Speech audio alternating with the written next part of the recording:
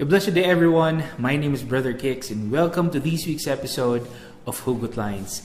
Thank you so much for joining us again. I hope all of you are doing great and feeling blessed wherever you are. Now, for our episode this week, very timely yung ating pag-uusapan, and surprisingly, we can say that it is also challenging because a lot of people are having troubles and difficulties trying to achieve this. For today's episode, we will talk about goodness and being good. And our hugot line for today is, bakit ba ang hirap magpakabuti? Bakit ba ang hirap magpakabuti? Or some people would say, sana all good. I'm sure we all know the basic principles of goodness or being good. As human beings, we all have that standard idea that we are to be good, that we are to do good, especially towards other people. So alam natin na dapat tayong maging mabuti, alam natin na dapat tayong magpakabuti. In fact, even at a young age, kahit ng mga bata pa lang tayo, we are already taught and trained to be good. We are to reflect and demonstrate goodness through our thoughts, our words, and our actions all the time. And may mga pagkakataon pa na nabibigyan ng reward yung pagiging mabuti natin. May reward tayo pag nakikinig tayo sa mga magulang natin, pag masunurin tayo, pag matulungin tayo, or pag magalang tayo. The thing is, as a person, the value and importance of goodness and being good were inculcated in us from the very beginning. That's why goodness, or to be good, is expected from us. Dapat normal para sa atin ang maging mabuti. But like we said, goodness or being good are somewhat challenging, difficult for a lot of people.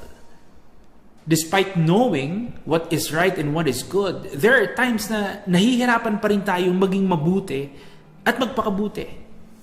Kahit alam natin na dapat tayong maging mabuti at gumawa ng mabuti, there are times when we still fail to be good and exemplify goodness as we should.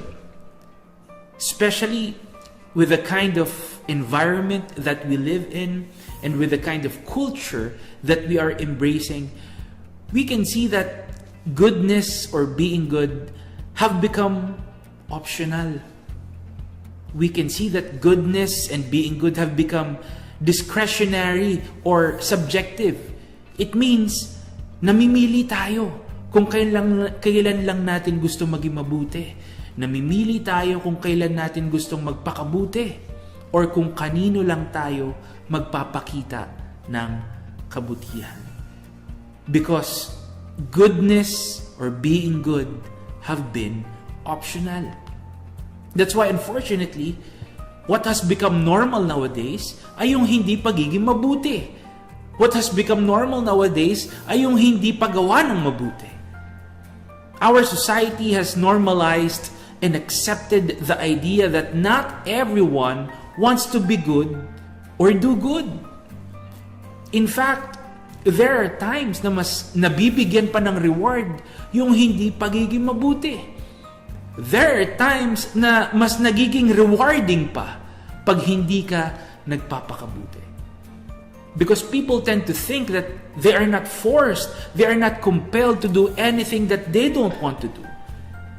People tend to think that they are not required, they are not obligated to be good and to do good.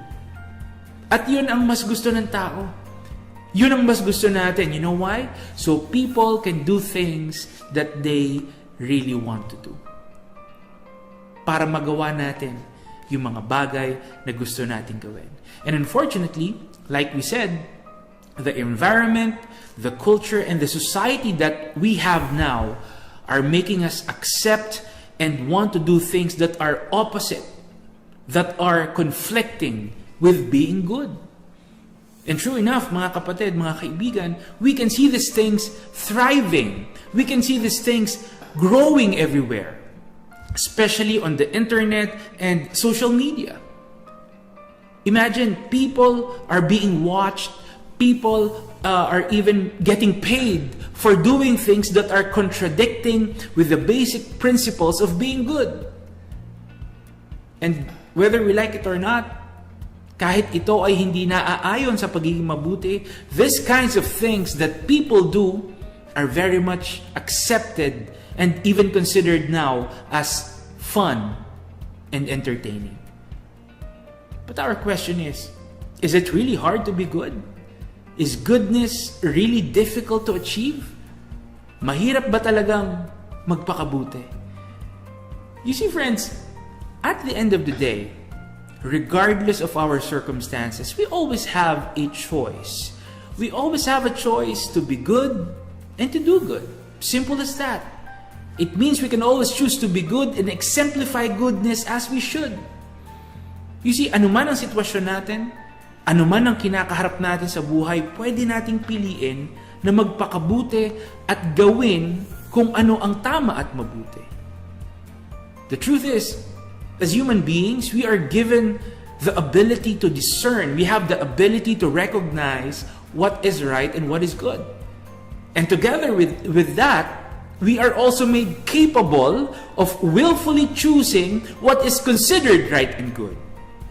So, kaya natin at pwede nating piliin kung ano yung tama at mabuti. But, kailangan nating gustuhin.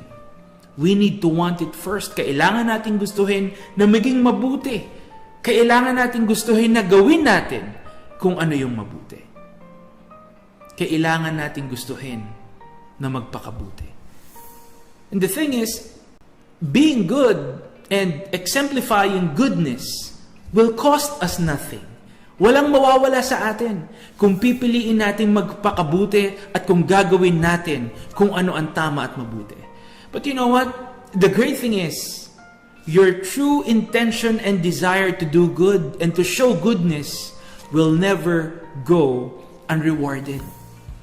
You see, all our deeds, all our efforts will not be in vain kung pipiliin at gugustuhin nating magpakabuti at kung gagawin natin kung ano ang mabuti. You know what? Let me share with you Galatians 6 verse 9. It says, "Let us not get tired of doing good. You will be rewarded when the time is right if we don't give up."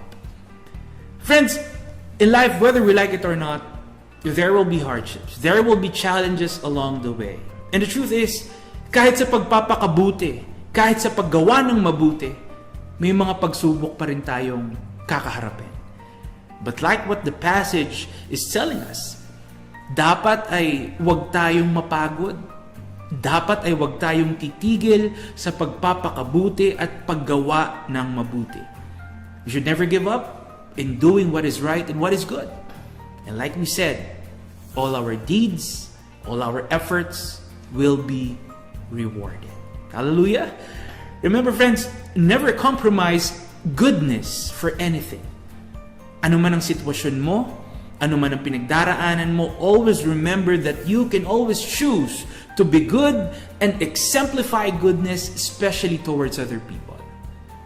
You may not see it right now, you may not realize it right now, but your goodness will always have a great and positive impact, especially to those around you. That's why let us always be inspired. Let us always be encouraged to always be good and to always do good. Let us not get tired and let us never give up. So our goodness would also be an inspiration and encouragement to others. Remember, friends, no matter what you say, no matter what you think or do, always strive and give your best to be the good that you want to receive and experience from those around you. Hallelujah! Once again, thank you so much for joining us today. This is Brother Kix, and see you all again on the next episode of HUGOT Lines. Keep safe, everyone, and may our Almighty Father Yahweh continue to bless us all the time. Hallelujah!